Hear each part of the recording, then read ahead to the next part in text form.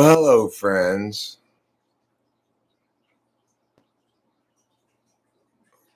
Good morning and welcome to Talking to Famous People. I'm your Huesto Enrico. As you can see, I've taken the time to put on a visor today because I want a hat, but I don't want it to hide my baldness.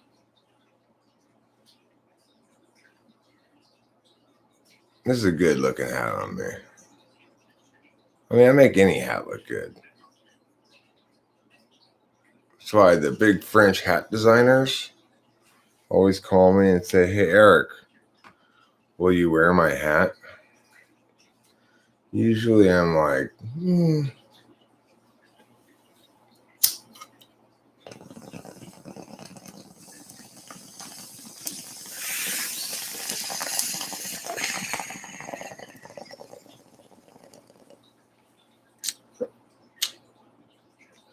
What's your ninja way?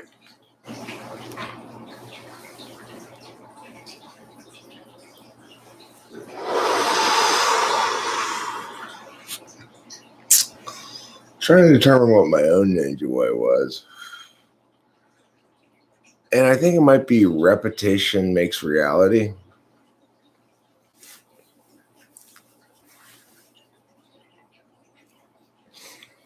Could be the best. Defense is good offense. Hi, Leaf Drummer. How you doing?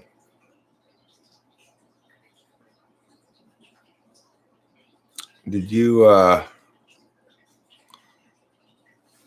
put some work into those pubes like I asked you to? Got a bit of a bushel of pubes down there. You have horrible time management skills? Hey, you want to be part of my club? Horrible time management skills club?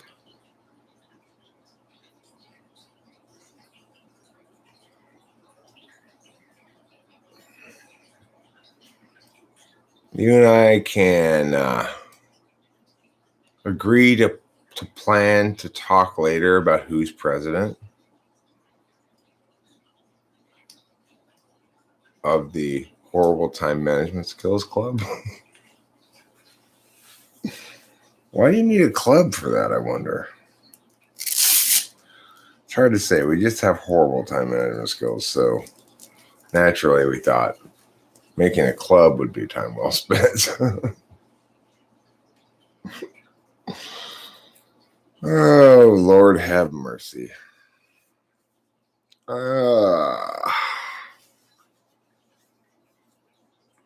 I don't feel like I got enough sleep last night. You woke up to see your teeth bleeding?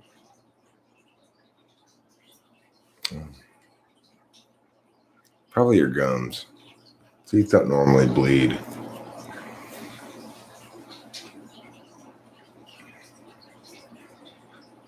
I woke up to find my fingernails bleeding this morning.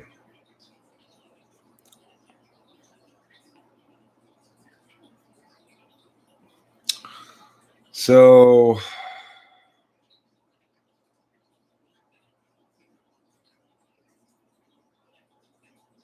I think it's important to have some sense of one's ninja way because it's going to dictate so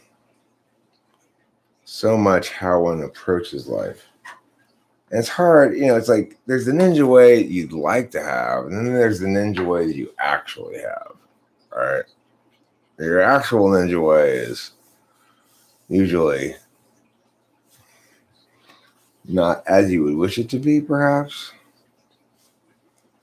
Like maybe Leaf Trimmer's actual ninja way is horrible time management skills. It's like how to be honest with oneself as a ninja. I'm going to the dentist today, but I realized when I checked my calendar last night I also have a doctor's appointment today. I have a doctor's appointment at 9 a.m.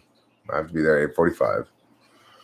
And I have a dentist appointment at 11:15. So it's kind of like, hooray, I'm getting shit done. And it's kind of like, today's going to suck ass. You know? It's a mix of two different things. Hooray! And the hooray is like delayed. It's later after I'm done with it all.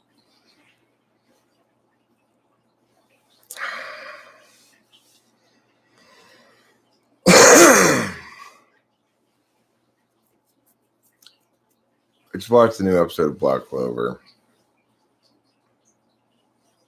I appreciate it. I didn't comment on it, but I wish I had made note of it. But Good Mother indicated that she was leaving the stream to go watch Black Clover. And I wanted to give her props for watching Black Clover. I'm watching Black Clover too. You know, it's ending in March. I know, it's sad. The Spade Kingdom is currently attacking. But we've got some good news and we've got some bad news. Good news is the lightning guy killed one of the Dark Triad. Other good news. It looks like Black Bull's boss has won the fight against the other Dark Triad guy. Bad news.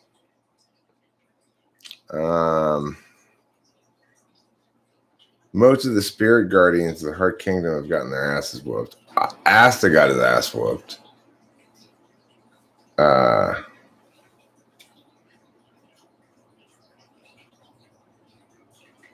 You got to learn more about Gray in this most recent episode. It turns out Gray was Cinderella. She had two evil stepsisters. I like how Japanese animation just co-ops Western like folklore and stuff whole, or like Japanese animations, they don't care much about stealing shit from places. Like, it doesn't bother them. Well, before I go to the dentist, I realized last night, I checked my calendar, I have a doctor's appointment this morning. Actually, I didn't check my calendar. I got a text, which made me check my calendar. So I got to go to a 9 a.m. dentist appointment, which means I got to be there at 8:45. And then I have an 11:15 dentist appointment. And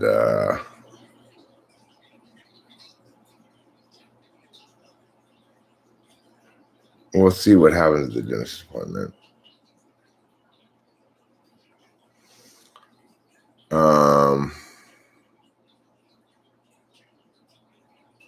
Oh, I did tell you last night. Okay. Well, I guess when I found out last night, I was still streaming or something. The doctor's appointment shouldn't be any big deal. But the only thing I'm concerned about at all about the doctor's appointment is it wouldn't shock me if I'm running a bit of a fever because of my infected tooth.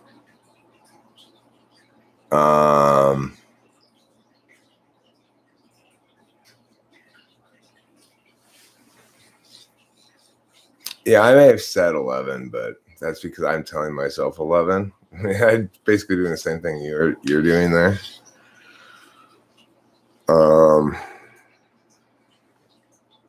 Where's my paws? My nose. As you can see, there's no cocaine up there. I don't care if they test me for COVID.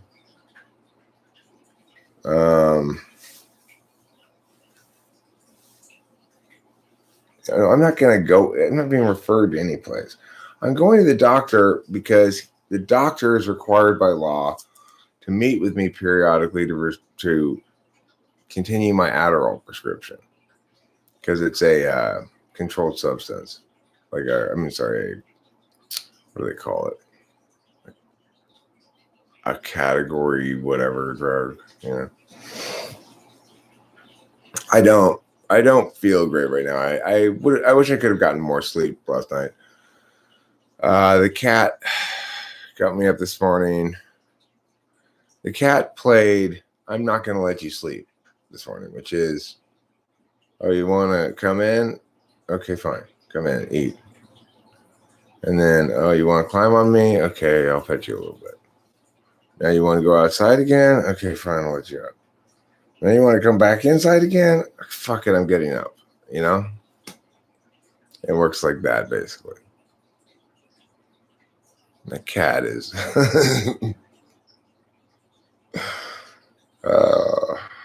it's funny how... it's so funny watching Rachel with the cat. I really appreciate...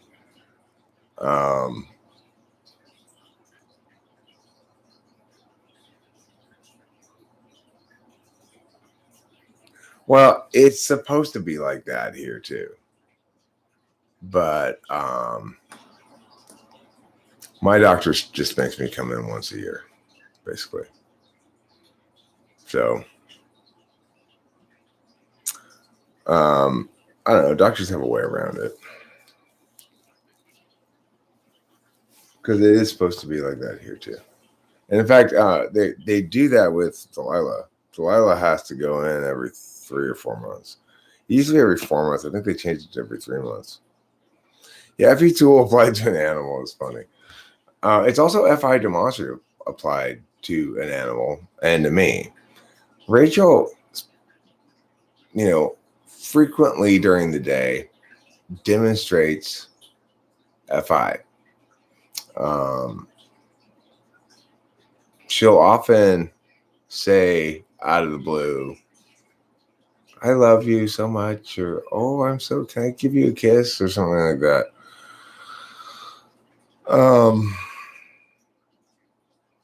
And then, of course, but it's always predicated on FE considerations. So she'll also frequently ask me if that bothers me. And then one of the activities she does periodically is go spend time with the cat. To go on a walk with the cat, like let the cat lead her around the yard or something. It would never occur to me to go spend time with the cat. And that's partially what FI polar is, right? I do spend time with the cat a lot, but it's because the cat came in. It's like I don't think about the cat when it's not within my field of vision. Unless there's something wrong with it or something and I'm worried about it.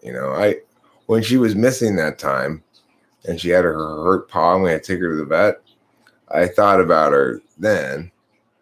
I thought about how I was worried about her, But as long as everything's just sort of status quo, Rachel says things like,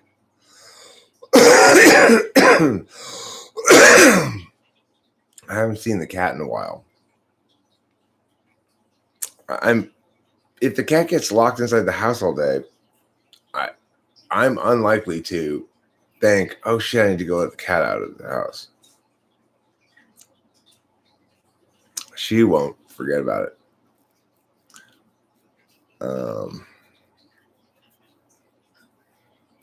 And then last night she wanted the cat to go inside with her, but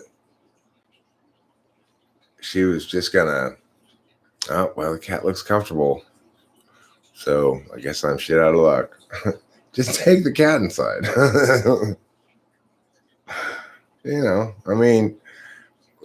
The relationship between us and the cat is, in terms of giving and taking, is us giving 99% and the cat taking 99%. So if in fact you want to disrupt the cat and take her inside, what's the big deal? The cat will be fine.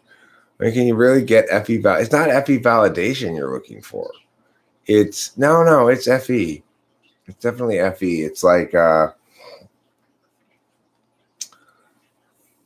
she doesn't want the cat to be mad at her or for her to hurt her relationship with the cat at all. Of course, the cat's not a person. So,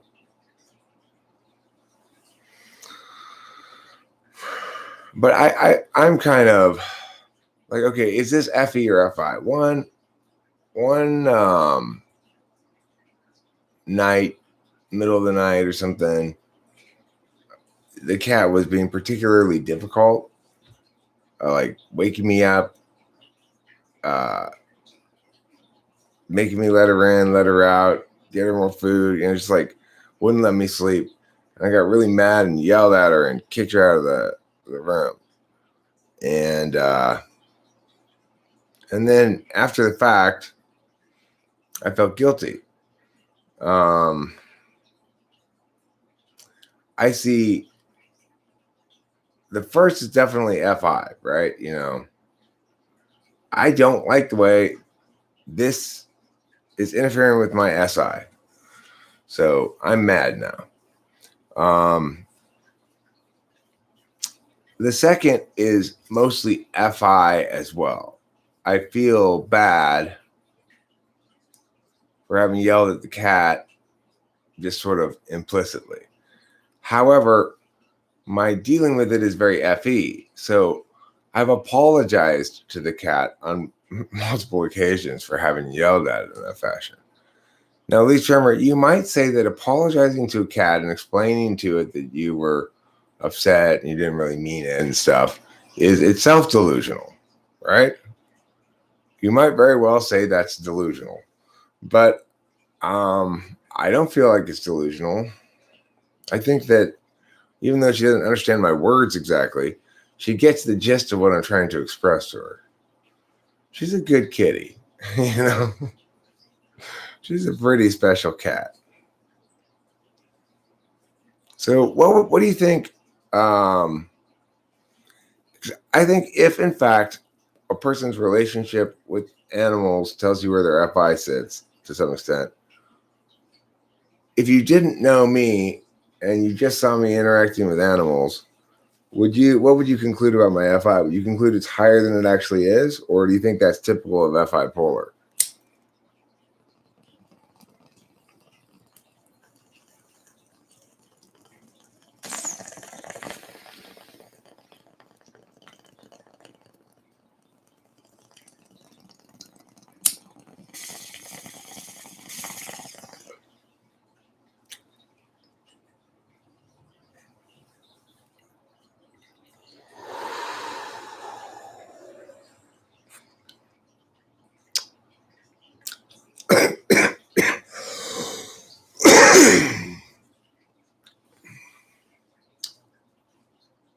So, do cacti count as pets?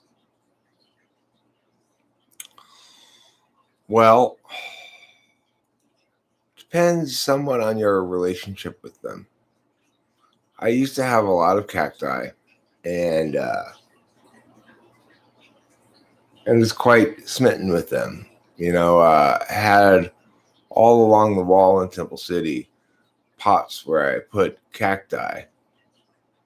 And I'd like to organize them and pretend it's like a little town, and put a cactus there and a meow there. And then I'd watch the squirrel go from the telephone pole and deftly dart among and around the cactuses along the wall. Because if you wanted to prevent a squirrel from walking along a wall, you would think maybe do what I did, put a bunch of pots of cactus there. But unless you put them squared right next to each other, the squirrel just jumps over it and lands in the spaces between. So it's not a good way to prevent a squirrel from walking across your wall. Just, life hack 4212. I would never ever consider you as any type other than Plato's perfect form of ENTP. Well, I'm actually, in general, nobody serious ever types me as anything with ENTP. It's not so much that I'm a perfect form of it as it is that I'm a very stereotypical example of it, I guess. I'm not an unusual ENTP. I'm what you'd expect in general, I guess. I just, the thing is, it's weird. Except for Isaiah Rude, I really don't feel like I've known any other ENTPs. And regarding Isaiah Rude, I don't really feel like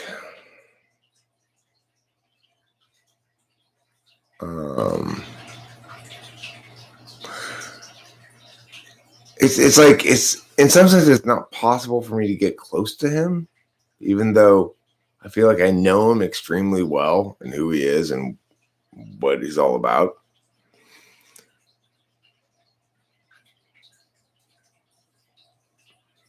No, I'd try to avoid hitting it if it were safe to do so.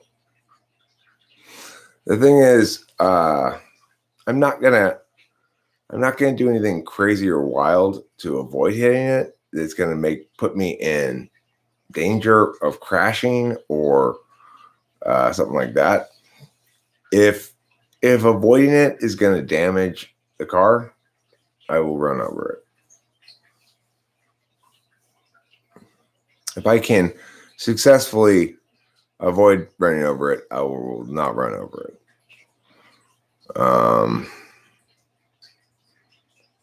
Around here, I have to stop for creatures in the road all the time. But I mean, I'm pretty good. The thing is, I for whatever reason, maybe because I'm an action type, I don't have that problem. In the car, I have incredibly fast, incredibly timely reflexes. Like, my NI is really good in the car. I guess I'm keeping a good eye out in general while I'm driving usually, and so I'll anticipate when like someone's going to come over, even though they don't have their blinker on, and I'll sort of keep a continual read on, like, okay, that guy's driving weird. I need to avoid him. Because sometimes you see somebody who's probably drunk, or fairly often you'll see someone who's. I watched one night. Rachel and I were driving in kind of the middle of the night down to the beach. It was early in our relationship, and I watched the guy obviously either pass out the wheel or just fall asleep, and watches his car went like this. He's going like 80 miles an hour on the freeway on 605 South, and there's a wall here, and it just sort of gradually fading over into this direction until he scraped the wall, and then woke his ass up, I guess, and he came back into the freeway,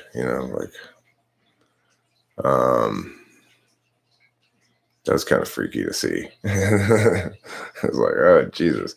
And I've also had multiple times when, like, there was this occasion, but there's been multiple occasions where there's accidents happen sort of in front of me.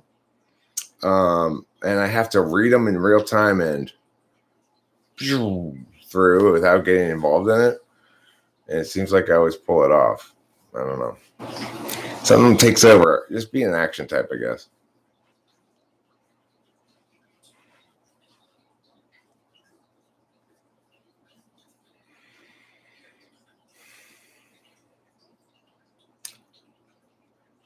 little bugs.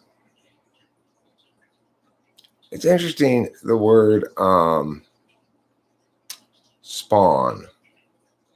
So spawning is a way of reproducing that involves spewing a bunch of eggs into the water, and then another thing, spewing sperm onto the eggs. But it's come to mean a place from which bad guys emerge continually without a source. If I could drive any type of vehicle around town, what would it be? It would be either my answer for a long time now has been, I'd like to get a convertible Corvair. I'd like to get the Corvair that I was promised by my grandfather before he was murdered, and then the rest of the family members didn't fulfill his promise for me because they thought the car was too dangerous. Those cars are dangerous. I'm like, okay, Ralph Nader. Corvair is my answer. I want to get one. I will get one of these days. I want to get like a 66, maybe. Yeah, I'll show you. If you put in Corvair 66, view all images, or actually just like the thing there that says view all images, the exact car I want is, what was on there, but I don't see it in this part now. I'll find a link to the picture. It's this one. This is the car I want.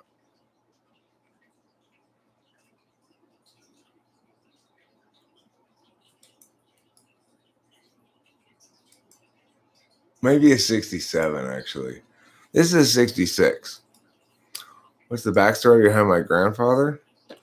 He was a pharmacist, and he was shot 7 times. I always told the story before that he was shot 5 times.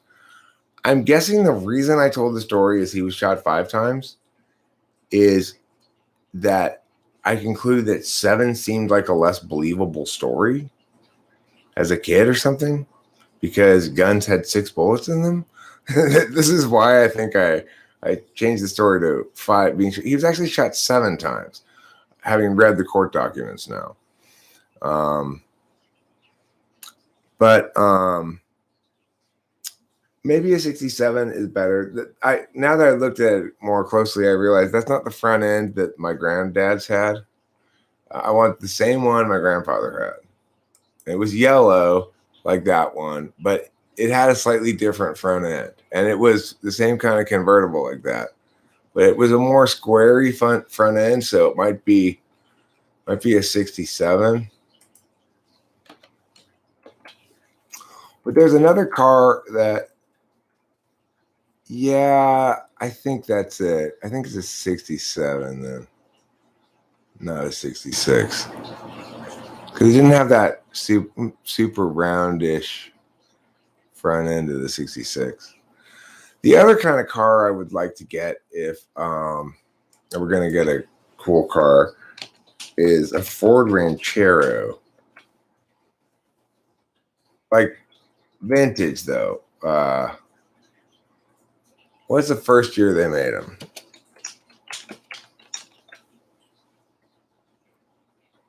57? No, I don't want it that old. What, like a 62? 62 Ford Ranchero. 62 is pretty good, but let me look at 60.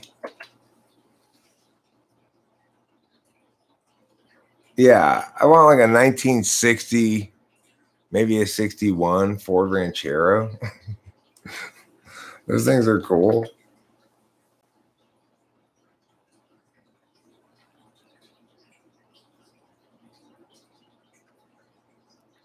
Like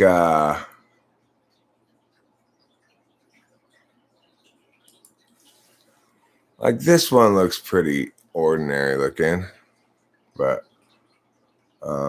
see, a lot of people will, I guess, from looking at these pictures here, it appears that there's a lot of Mexicans who like to lower them or whatever, or make them into like Mexican style ones. I don't want a Mexican style one. I want a regular style one. It's just unadorned as it was, with the little like in this ad here. This is for a 61 Falcon. That's different than what I'm looking for. 1961 Ford Ranchero for sale.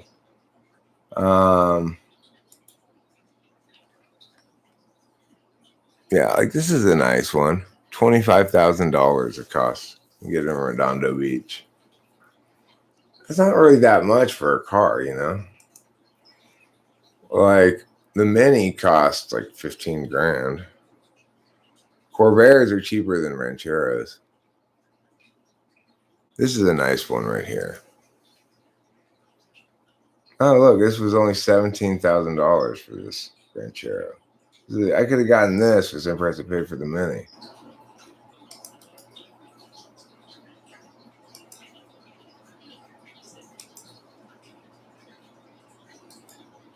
See this highlight, Joe?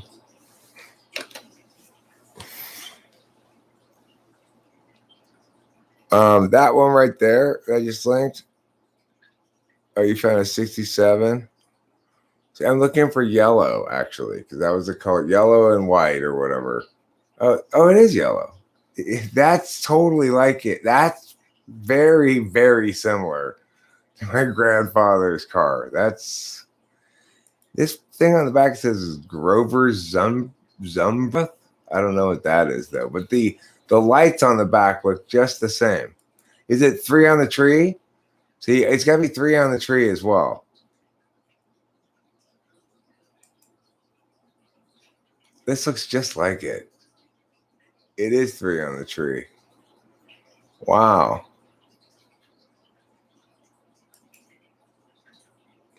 And I love the fact that, of course, the reason Ralph Nader hated him, but what made him super cool was the engine was in the back, you know?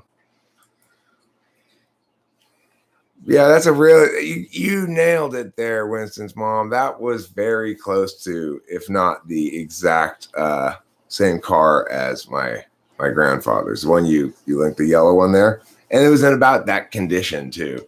So, but I drove around in it one time with my friend Dave Porter. He had his license and my grandma let me take it out one time on the grounds that it needed to run occasionally. Sorry to hear what happened. Rob was at the store. Yeah, I was in 5th grade, and my dad came to pick me up one day from school early in the middle of the day and explained to me that my grandfather was in the hospital and I'm probably going to die. And what happened was the pharmacy had been, I guess, robbed. Funny, I never even remember hearing about the robbery, but I'd been robbed at some point prior, and my grandfather was testifying against Juan Prentice Snow in the robbery case. And I guess Juan Prentice Snow was out on bail, and then there was a lunch break during the trial. And during that lunch break, I guess my grandfather was scheduled to testify after the lunch break, and Juan Prentice Snow went to his pharmacy and shot him 7 times. And then before the lunch break, the prosecutor was pushing for the defendant to accept the plea on the robbery. And the robber's lawyer was saying, "This is a good deal you're going to get. You really should take it." And the robber said, "Well, ask me again after lunch." And then at lunch, he went and killed my grandfather. And then he came back and said, no, I'm not going to take the deal. Also, when a sheriff apparently went to reveal the news that my grandfather had been killed to the relevant parties, namely the prosecutor, the defense attorney, everyone was shocked except one Prentice Snow who looked smug and showed no surprise about the matter. Yeah, you can read about it if you'd like. That's how come I know about this shit too, is because I one day I finally looked it up on the internet and said, what is anything on the internet about this? It's probably not. It was too long ago. It was before the internet, so probably not. And shockingly, there's quite a bit on it because it turns out that Juan Prentice Snow pushed through quite a few appeals, I guess, to the California Supreme Court and tried to argue meow.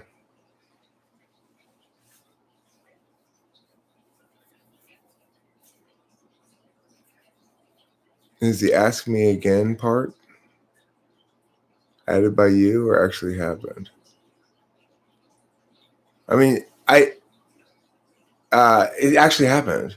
I mean, I don't know if those were his exact words, but you can see in the case that they offered him the plea and he said he wanted to defer addressing that until after lunch. So, I mean, I don't know if he exactly said, ask me again after lunch, but if you look in the case thing, yeah, he deferred to answering it till after lunch. So, and what the interesting thing is, from what I can tell, it was kind of a shoddy case against him in the murder trial. I think probably the law enforcement professionals and so forth all sort of intuitively were like, we know it's him, but it kind of sounds to me like they may have manufactured some evidence just reading the case. Like they're finding the motorcycle helmet shield thing is kind of smells fishy to me, but whatever. I believe the guy did it. I mean, if you're going to commit an armed robbery, and there seems little doubt that he was the one who was responsible for the armed robbery, then certainly you have it within you to murder somebody who will testify against you.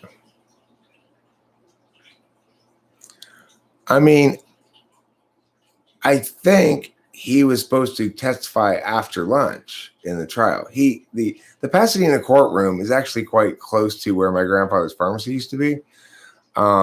He probably just was working that morning as always and waiting for when he was going to be called in. It's possible that he went in the morning or something. They said, we're not going to need you till the afternoon. I don't know the details as to why exactly he was at work in the pharmacy on the day that he was going to testify in the afternoon. There's some explanation for that, but I don't know what it is. And the nice thing is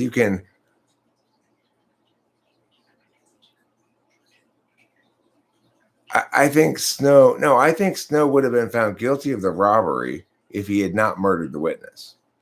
But I think though he was found guilty of the murder, I don't think the prosecution genuinely proved that beyond a reasonable doubt.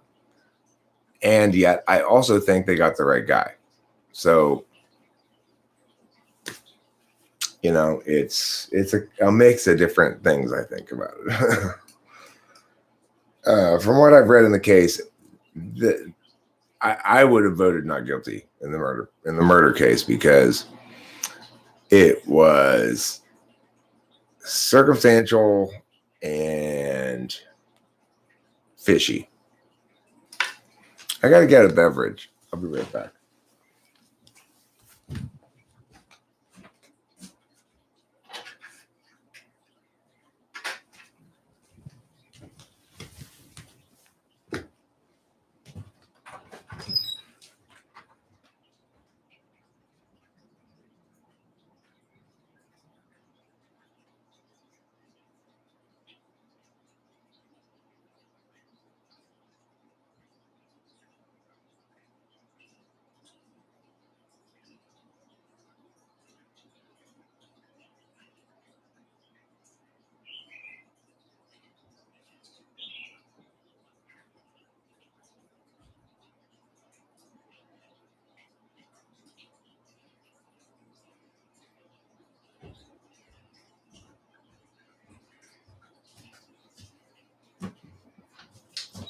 But the point of all this, leaf trimmer, is that my grandfather, before he was murdered, promised me that I could have the Corvair when I was 16. And then my mom said it was too dangerous.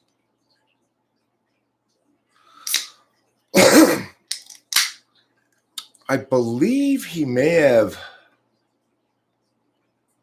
I don't remember exactly. It's possibly got the death penalty, but they never actually executed anybody in California.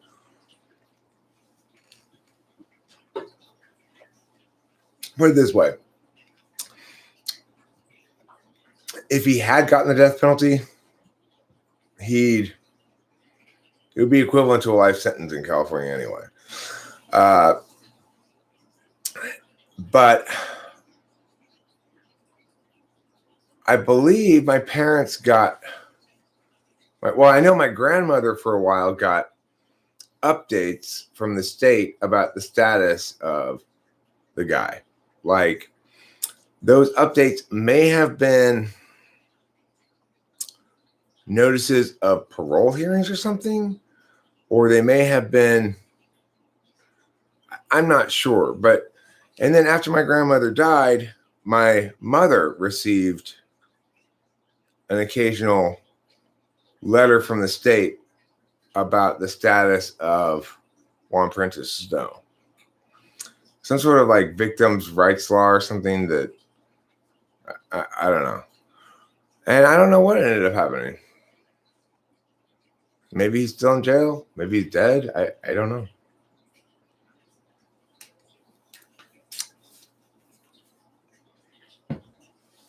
Good question.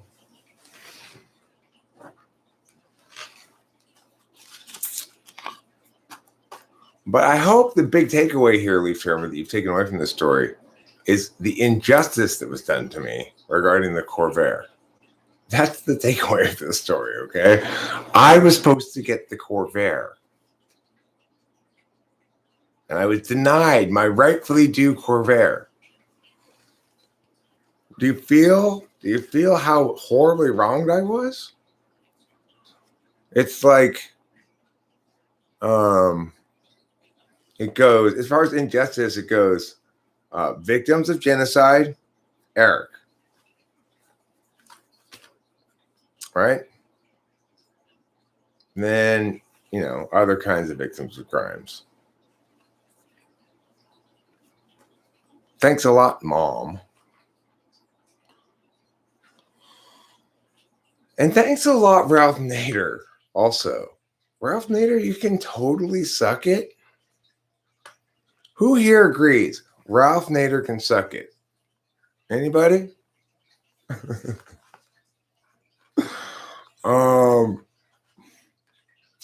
Please post a cover of that song. That song is it's so just like, what?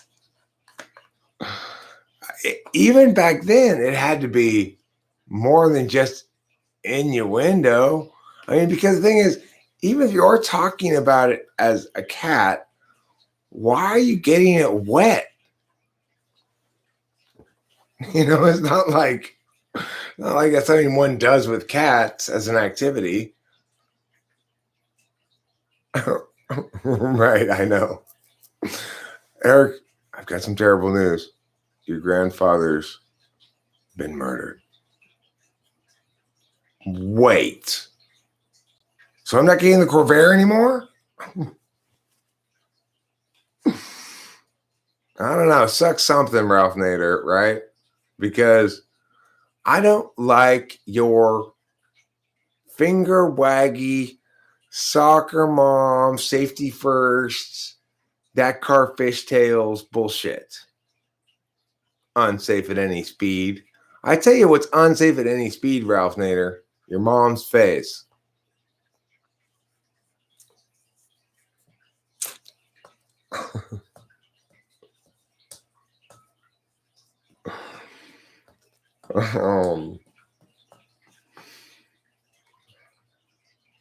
Yeah. So obviously, now that I'm old, I have this long-standing injustice in my life. I resolved that someday I'm going to get a Corvair that's just like the one my grandfather had, including even the same color, that weird yellow color that they made them in. 3 on the tree, baby. 3 on the tree. You don't see many cars that have a 3 on the tree made anymore. What's a 3 on the tree, you might ask? It's like how many cars had that, I wonder? Was that common back in the day? 3 on the tree?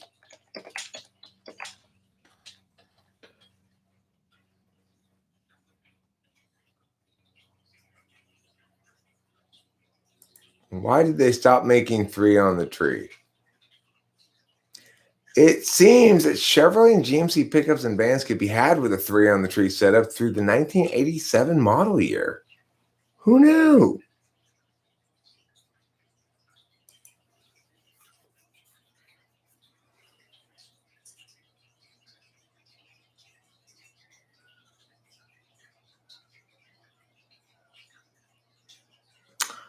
I don't remember if does the Corvair 3 on a tree have a clutch or not. I have to see. Does Corvair 3 on the tree have a clutch?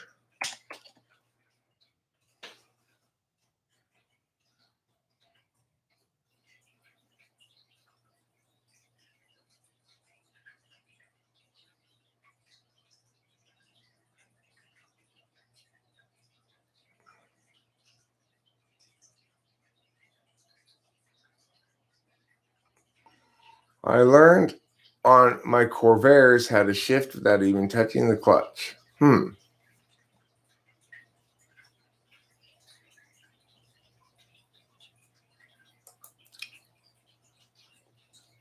Automotive history. 2-speed automatics versus 3-speed manuals. Hmm.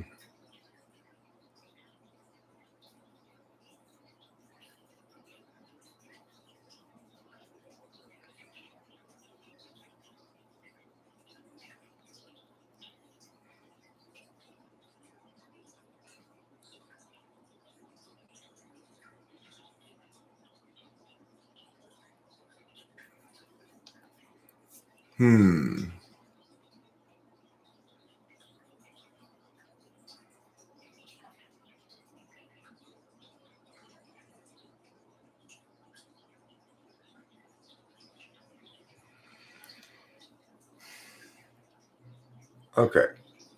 So it says here,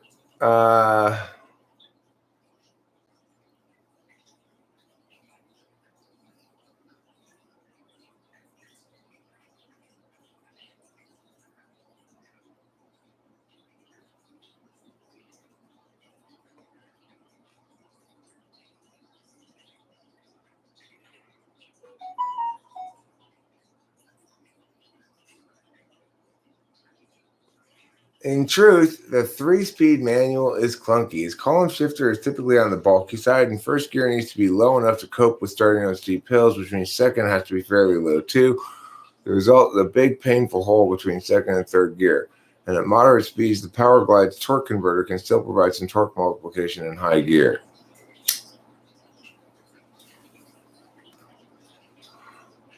That's the shortcoming of the 3-speed. Okay, does it have a shortcoming? Yeah, it does. There's a huge hole between second and third gear. My real point, 3-speed manuals are intrinsically deficient, lacking a key intermediate gear, never mind the lack of an overdrive for highway speeds. A 2-speed automatic also has that hole, but it's actually masked by the torque converter to some extent. Absolutely fascinating.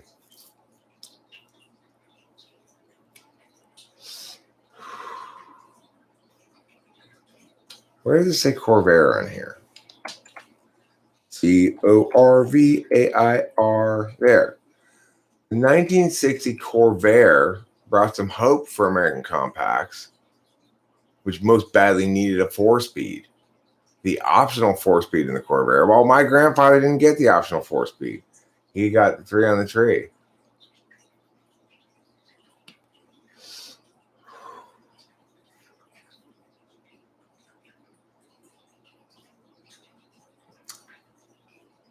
The Corvair's 4-speed prompted Ford to offer a UK-sourced 4-speed on its Falcon starting in 1961. Now, that did perk up the little Falcon 6 a wee bit, as the 3-speed had that miserable hole between second and third. The 4-speed should have been standard as well as on the Corvair. So I guess Corvair didn't make it standard, though. I know they didn't make it standard because, yes, indeed, my grandfather's Corvair was not a 4-speed, but 3 on the tree. 3 on the tree. Do I sound like a car guy? Do I sound like somebody who knows about cars now? I really couldn't see what the socks had.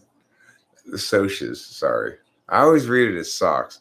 Socks would have to sweat about. Good grades, good cars, good girls, Mazdas, Mustangs, and Corvairs.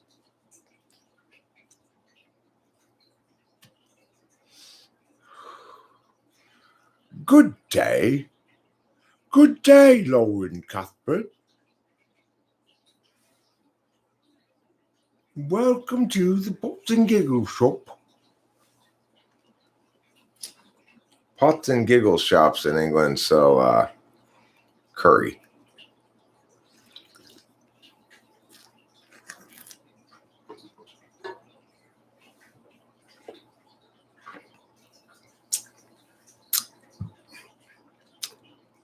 Cold soda, it's a tooth-hurting grave. You're absolutely livid.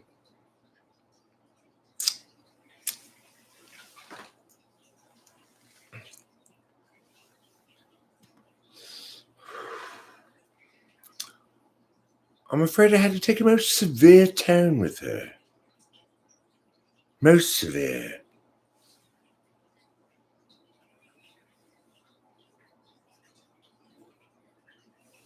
All right, let me read something Britishy, okay? So that I can do my British accent without having to make up words at the same time. Something Britishy.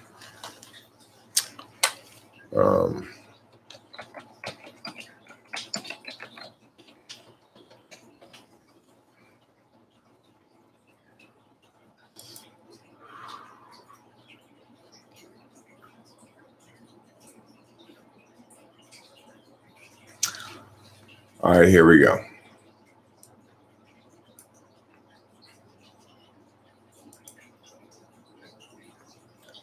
The settlement of the Czechoslovakian problem, which has now been... Where is this?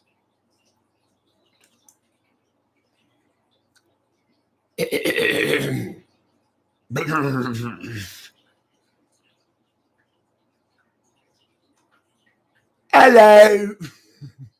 This is Neville Chamberlain, by the way, okay? My good friends, for the second time in our history, a British Prime Minister has returned from Germany bringing peace with honor. I believe it is peace for all time. We thank you from the bottom of our hearts. Go home, get a nice quiet sleep. Hitler's not going to do anything. We gave him Poland.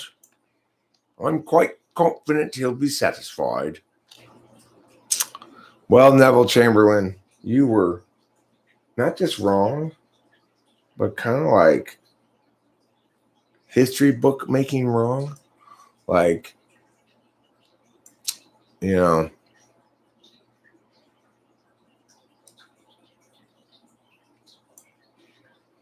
Like if you pull a Bill Buckner, it sounded special. Well, you know, the British people, it was special. That's why they have to accent, that's why they have to ask everything as a question. Would you like a pint of, would you like a pint of, would you like a pint of hop? Would you like a pint of hop? Have you seen this? Have you seen this thing?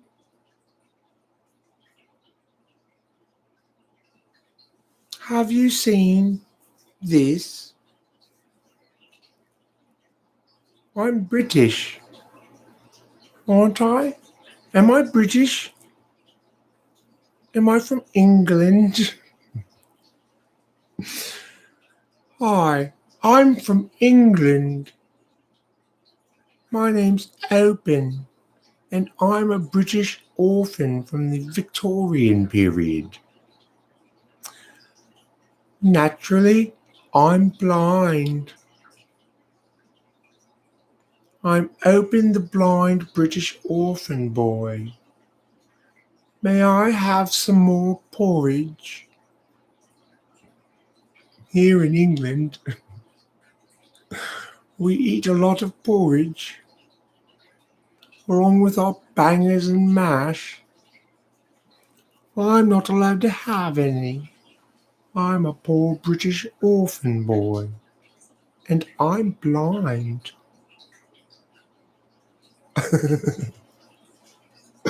You're just sick of hearing that. That's like every day for you, huh? It's like all day, every day you're hearing that. You're just done with it by now.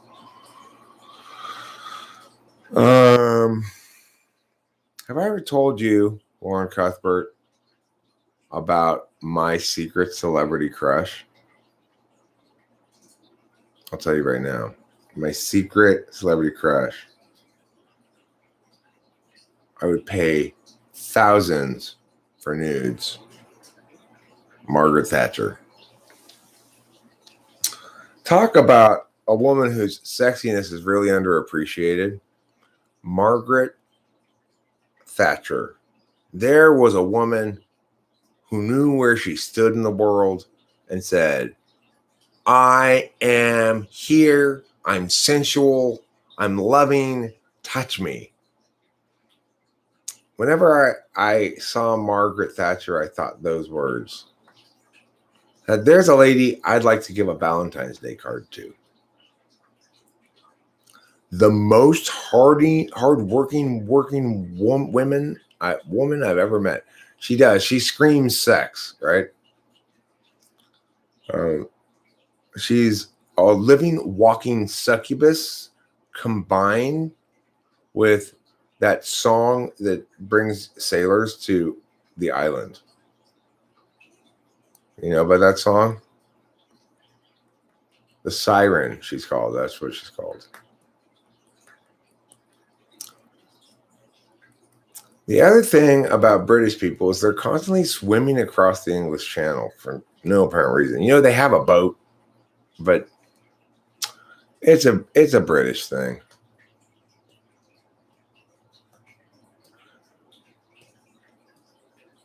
Bye, honey. I'm off to get some crepes.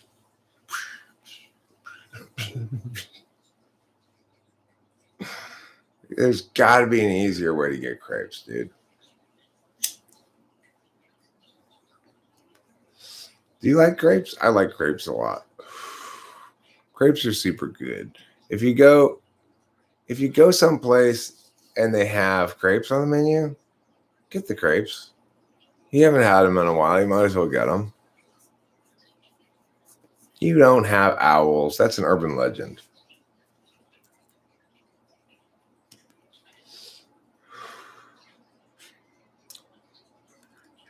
What you have is rain, trench coats, and constant clock bonging.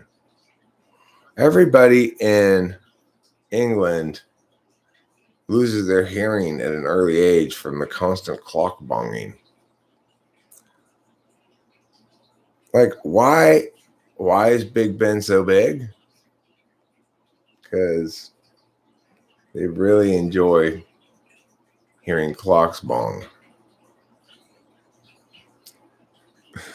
You know, they do get a lot of scurvy from swimming across the channel, I'm sure.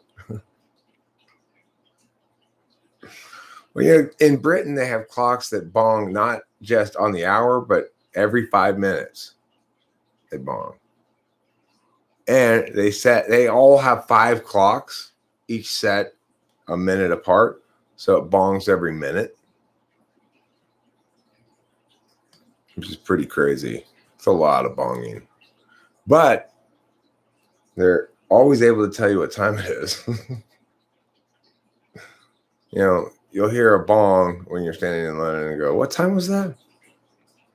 Ah, that's 12:43. How do you know? Haven't you been keeping track of the bongs? No. Baka. Atashimasu. Moto, moto, moto baka.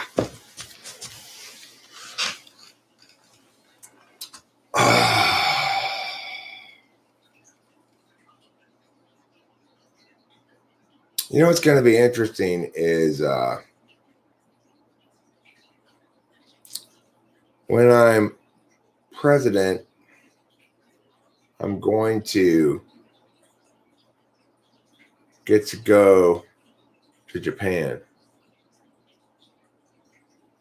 And they're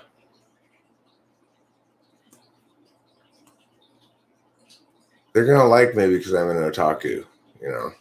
They might call me a weeb, but when I explain to them my transracial identity, they'll understand I'm really an otaku.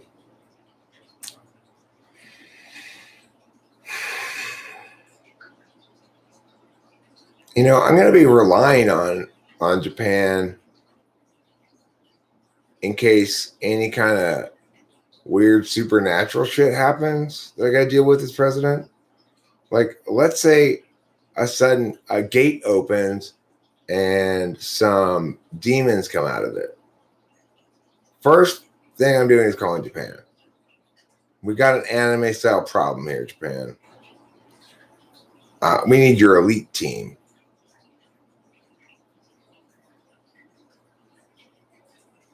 If you have an anime style problem, there's no other place who will be able to provide you the necessary guidance on the matter. Like, let's say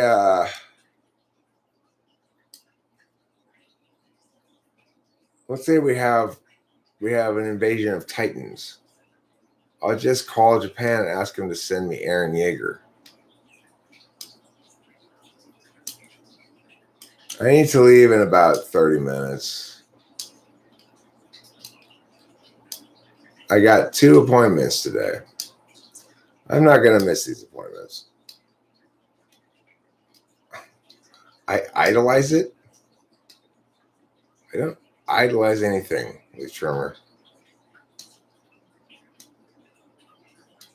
I know that about Boba Fett. In fact, I've said that myself on a stream not that long ago. I don't expect them to actually consider me Japanese. I'm gonna have a little bit of fun at their expense, perhaps. But I do like Japanese. I do like the Japanese a lot. I like Japan a lot. I like their culture. I like their cartoons. I wouldn't want to be a part of it. I would not want to be Japanese. I would not. Eric doesn't work in Japan at all. It's way too communitarian, right? But I'm not actually Japanese in the sense that I never have been to Japan. But I think that Japanese people like it when other people are impressed by Japan.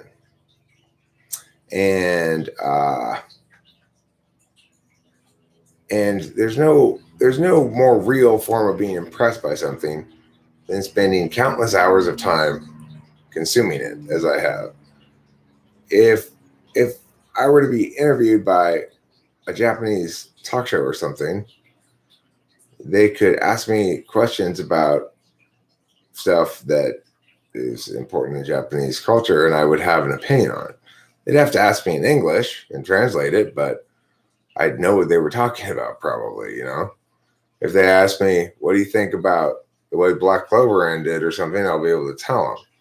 If they want to talk to me about anime, I can talk to them about it all day long. What's my opinion on people having opinions these days? I mean, I don't want to be opinionated, but having opinions seems kind of opinionated to me. But maybe that's just my opinion.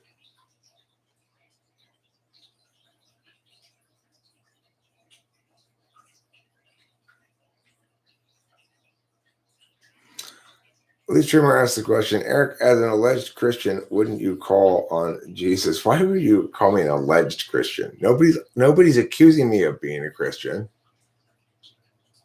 If you wanted to be derisive about it, you would say, Eric, as a self-declared Christian or something like that. When you call on Jesus and dealing with a demon per se? Well, I mean, the thing is, I was kind of imagining a Japanese demon, not really an American demon. I just couldn't quite remember the name. A Suganami. If a Suganami comes out of a portal, I'll call Japan first thing. If an actual Western style demon with horns and a tail came out of a portal, I guess I'd call the military. I might pray, but I wouldn't expect Jesus to bust out some ninja skills, Isn't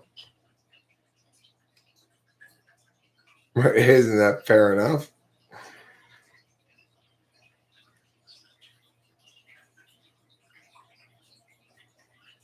Or you could say so-called, as a so-called Christian. I am a Christian, Lee Trimmer. There's no reason why you shouldn't think I'm a Christian. Part of my Christian ninja way is to help us remember what's really important about it. It's a pretty simple religion. Don't violate other people's rights. Try to forgive. Recognize most sin as being a function of ignorance, pain, and suffering rather than malintent, and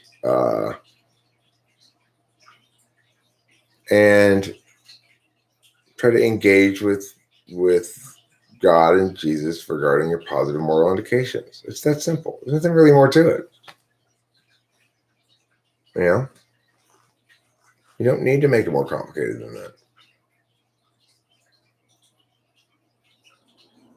I don't know my blood type, Boba Fett. I'm not sure what it is.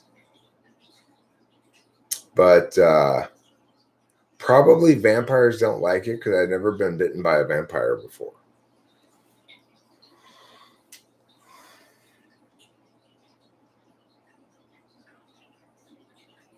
This is what I would refer to when I'd say previously you seem like a lousy Christian. You weren't referring to your personal things, but more so my outspoken arguments.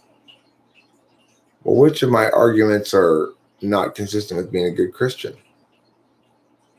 I'm not arguing for violence. I'm not arguing for,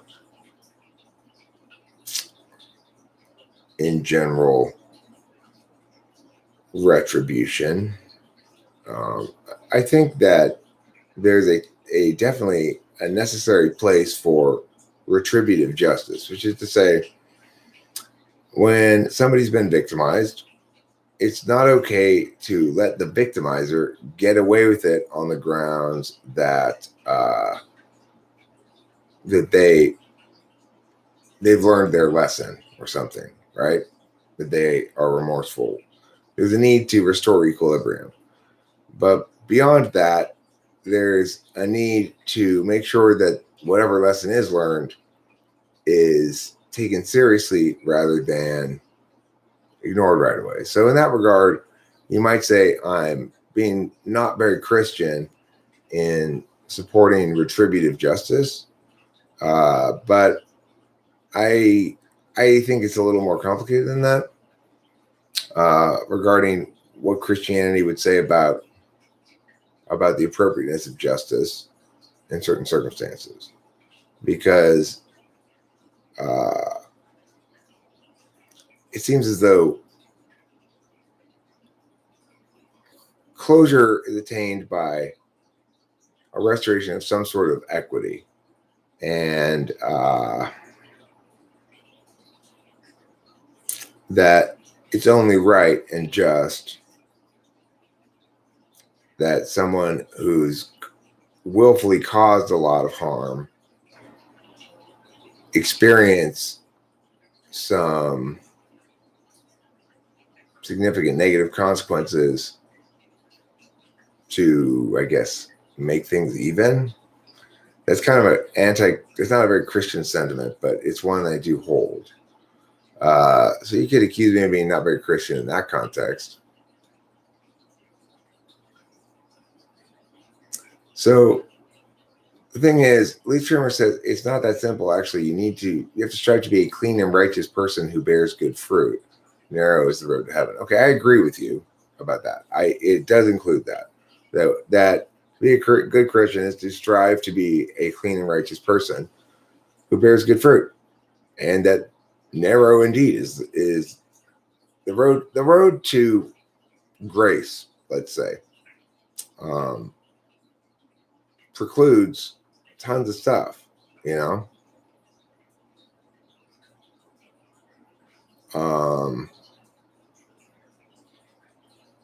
I've definitely my own understanding of my own responsibilities, morally, duties, and limitations and so forth has become much more robust as I've gotten older, and is more robust now than it ever has been. And in that regard, it's also the narrowest. So there was a time when I used to think it was okay to lie in some contexts, and now I just find that dishonesty always bites me in the ass. Even though it seems like I should be allowed to lie this time because of other bullshit, right? So you and I are not in disagreement about that. We may be in disagreement about what comprises a clean and righteous person. To me, a clean and righteous person is one who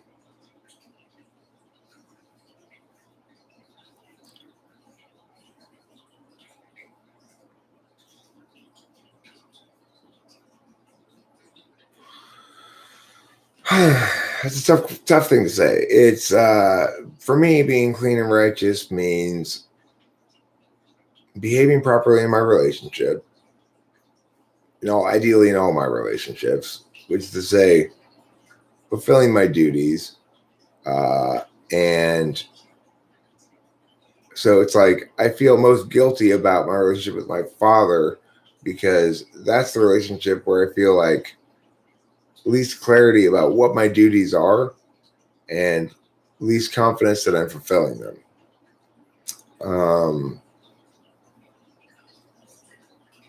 And then on the other hand, it's that's sort of the private sphere. In the public sphere, my being a clean and righteous person is much more easy calculus for me. It's I'm usually successfully pulling it off. No, it's not. It's not. Our correct understanding of Christianity is one that says you must engage in a personal relationship with God in order to have any clarity regarding positive moral indications. So that's wrong. You may say that reading the Bible is one way you can engage with God, and that may be a way for you to engage with God, but that's non-unique to reading the Bible. So, in other words, to be a good Christian, one very well may learn about negative moral prohibitions through the Bible. I already understand all the negative moral prohibition stuff, so I don't need to read anything about it. And one may one may see examples of individuals exercising correctly positive moral indications, such as Jesus washing people's feet or whatever. But that is not to be taken as an indication that you should wash people's feet. It is to be taken as an indication that your positive moral indications are not universalizable.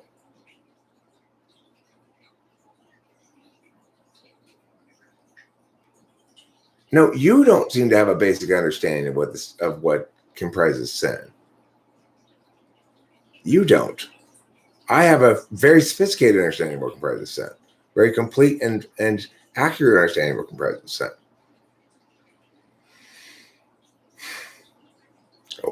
In what manner do you think that I'm being sinful? Look, I'm not telling Leaf Trimmer his Christianity is wrong. He's telling me mine is.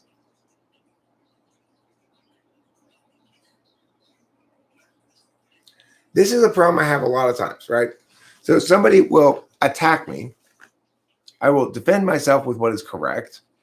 And then I will be accused of being arrogant and self-centered. It's like Corey, but when Corey and I were having a falling out, he would make statements about how, like, my plan to start my own debate school was doomed to fail or something, and that I'm delusional if I think there's a market for me. And I'd say, no, here's a bunch of reasons why I have to believe I'm going to succeed. And he'd say, why are you so arrogant?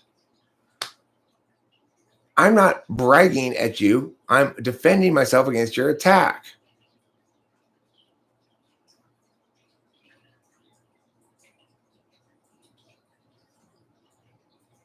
No, the objective Bible is the one I've rewritten. That's the one that gets rid of the stuff that's not correct. Remember what we discussed yesterday or the day before? The Bible was written by people, not God. And the people that wrote the Bible, some of them were more correct than others, right? Just like here, some people are more correct than others. Right now, you're saying you're more correct than me, right? I'm saying I'm more correct than you. So we can both agree that Mark and Luke and John and whatever, we're not all equally correct.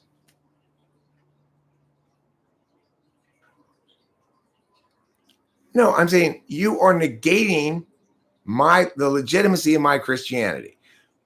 Let's not call it an attack. You are negating the legitimacy of my Christianity, right? So I'm saying I'm pushing back. I'm saying, no, that's not true.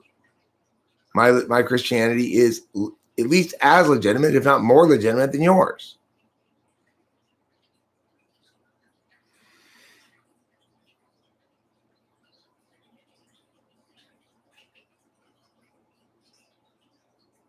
Why not? Okay, the Bible is the inspired, living Word of God. I mean, it's not alive. So there, Timothy was wrong, wasn't he? He used metaphor in a bad way. That's an example of how one of the regular people who was tasked with doing this made a mistake, right? Because that's just purposeless metaphor. If in fact we were going to test it if we're going to falsify the Bible, it'd be easy to do so. We can see that these words are not alive because it's a category error. Words can't be alive. I am not being like a cult leader, right? I'm not telling you to adopt my Christianity. You're telling me to adopt yours. I'm merely defending myself.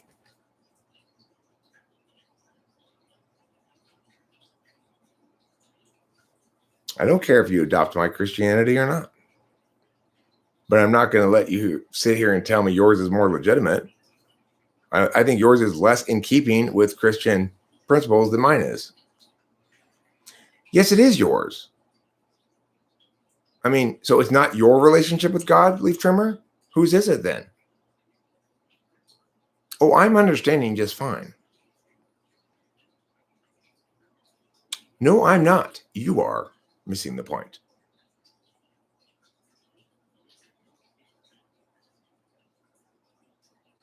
Madara or Sasuke? Like, you mean if I want to pick one to be my boyfriend?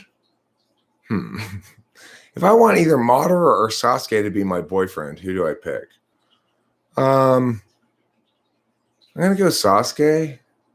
Madara seems a little dangerous. Like, okay, I'll be your sub, Madara, but don't kill me.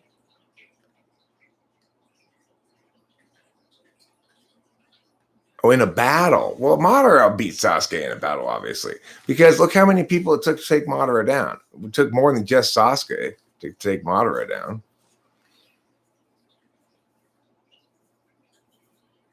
I've never met two Christians who agree about their interpretations of Christianity. Never once have I met two.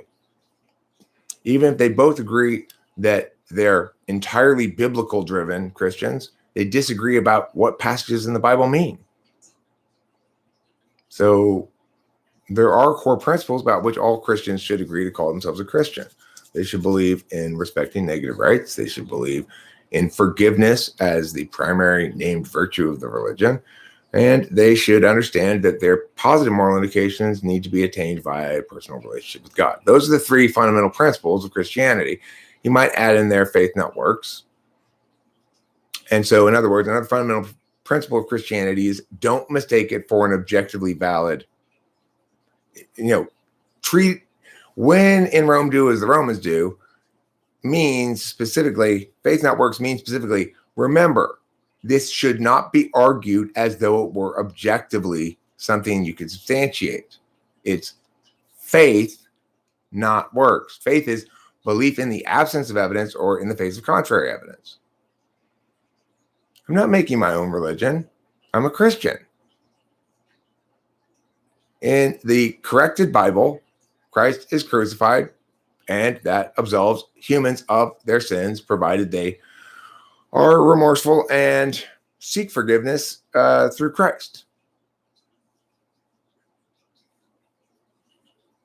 Faith without works is dead, says Read James. Okay, faith without works is dead. But what's the key thing there, right? What's the key element there? Works without faith isn't even worth mentioning. And faith requires you to do what? Believe in the absence of evidence or in the face of contrary evidence. That's not God's word. Timothy was wrong, right? So one thing we all agree on is that we're not Muslims. We don't think that the people who wrote the Bible received prophecy from God to write it. That's one of the differences between Christians and Muslims. We don't believe that the Bible was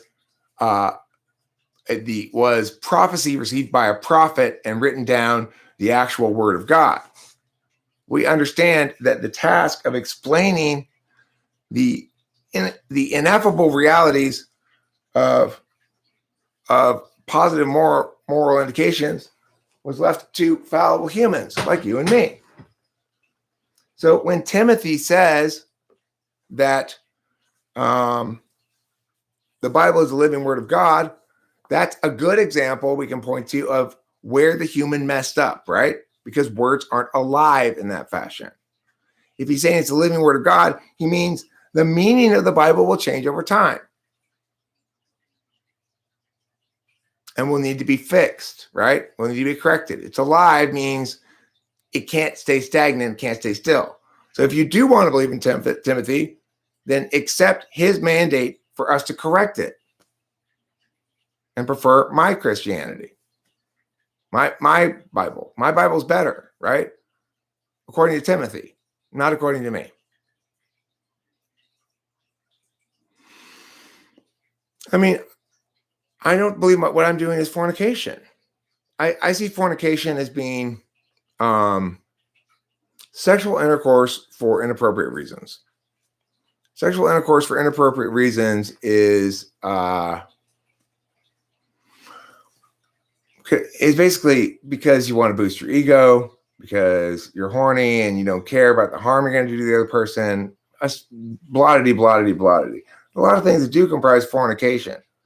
And I think personally, I accept that comprises sin, but I'm not engaged in any of those things. I have a very loving relationship in which we have very mutually gratifying sexual intercourse as part of that committed, loving relationship.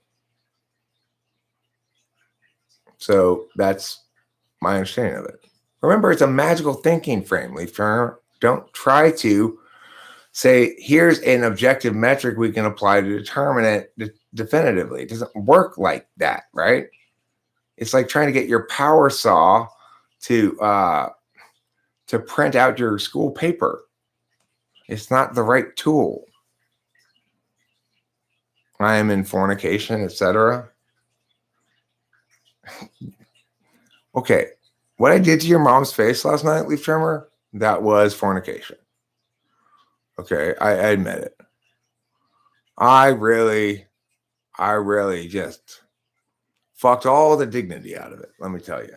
But by and large, I tend to avoid that. Hey, look, I fucked all the dignity out of your mom's face. That's a pretty hilarious insult, right?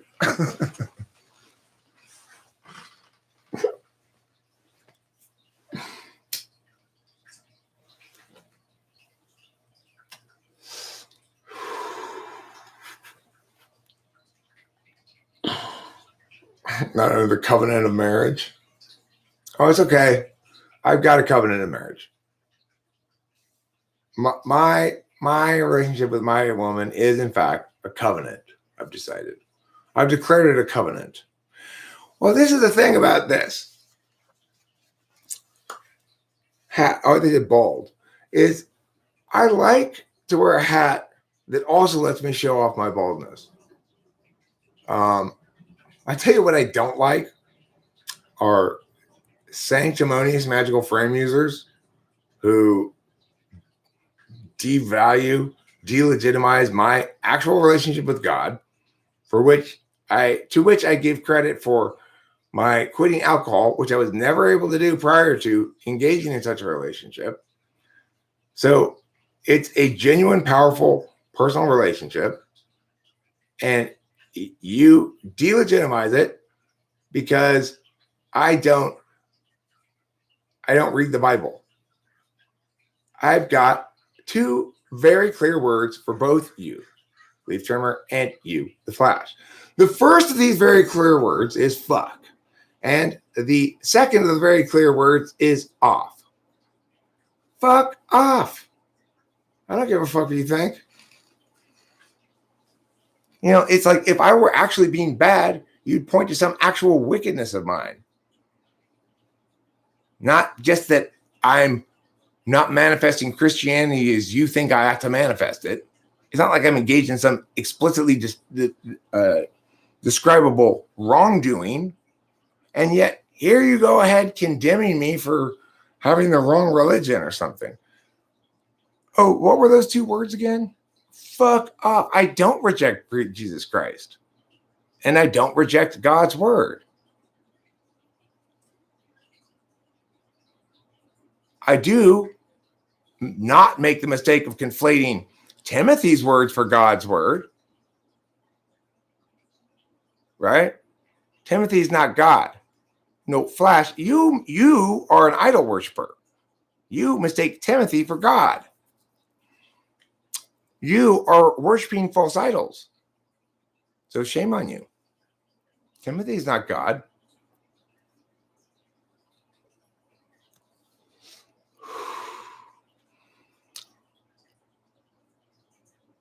So do you, the Flash. So does Leaf Trimmer. You guys both read the Bible and say that your version of Christianity is from the Bible, but you each have your own version of Christianity, prioritizing different things and interpreting different passages in different ways. And the only things that are really the same are the core axioms. I've read the Bible. Don't tell me I haven't read it. How do you think I corrected it if I didn't read it? Just because I mistaked Moses for Jesus doesn't mean I haven't read the Bible. Okay, it wasn't Jesus who was put down the river in the basket, it was Moses. My bad. No, the Flash, you're totally missing the point. You are. You will continue to do so until you open your eyes and say, I now understand what it means to have a magical thinking frame and the limitations of my ability to argue that there's a proper interpretation of such a frame, given the nature of the frame. Just all there is to it. If you don't want to respond to what I'm saying, don't respond to it, but don't tell me I'm missing the point. You're the one who's non-responsive, not me. I got to go because I got to go to the doctors. Bye, everybody. Have a great day. Thanks for being here. Jesus loves you.